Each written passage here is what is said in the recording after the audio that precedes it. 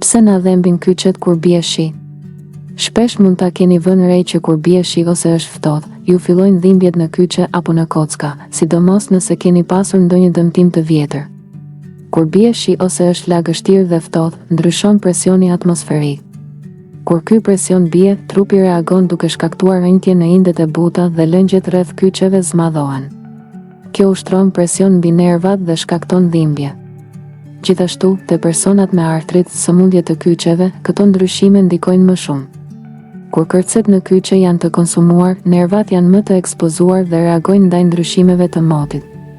Edhe muskujt, tendinat dhe indet e dëmtuara mund të tkurren dhe zgjerohen kur ndryshon moti, duke shkaktuar më shumë dhimbje.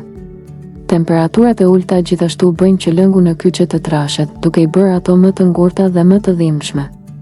Për më tepër, kur është ftohtë apo me shi, njerëzit lëvizin më pak dhe kjo mungesë aktiviteti i bën kyçet edhe më të ngurta.